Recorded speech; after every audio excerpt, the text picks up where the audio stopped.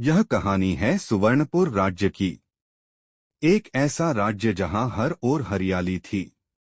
ऊंचे पहाड़, शांत वातावरण और बीचों बीच खड़ा एक भव्य महल जिसकी चमक दूर से ही आंखों को मोह लेती थी। यह राज्य सुख, शांति और समृद्धि का प्रतीक था। महल के चारों ओर फैले थे सुंदर बाग बगीचे, हरियाली से भरे पेड़, रंग-बिरंगे फूल और बीच में कमल से भरा एक स्वच्छ तालाब। सुबह की धूप में यह दृश्य स्वर्ग से कम नहीं लगता था। इस राज्य के राजा थे आदित्यवर्मन, वीर, न्यायप्रिय और प्रजा के सच्चे हितैषी। उनके चेहरे पर तेज था, आंखों में आत्मविश्वास और हृदय में करुणा। रानी पद्मावती सुंदरता और सद्गुणों का संगम थीं। वे न केवल रूप में सुंदर थीं, बल्कि मन से भी उतनी ही कोमल और दयालु थीं। राजा और रानी हमेशा साथ रहते। राज्य की हर समस्या, हर खुशी, हर निर्णय वे मिलकर लेते थे। उनका प्रेम और एकता राज्य की शक्ति थी।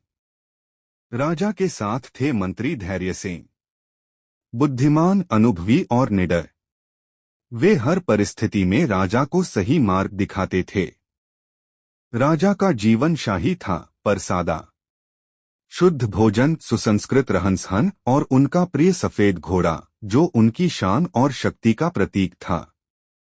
पर समय हमेशा एक सा नहीं रहता। अचानक राज्य में सूखा पड़ा। खेत सूख गए, अन्न कम होने लगा और लोगों के चेहरे चिंता से भरने लगे। इसी कठिन समय में कुछ विश्वासघाती लोगों ने षड्यंत्र रचा। राजा भ्रम में आ गए और उन्होंने एक बड़ी भूल कर दी। पड़ोसी राज्य ने हमला कर दिया।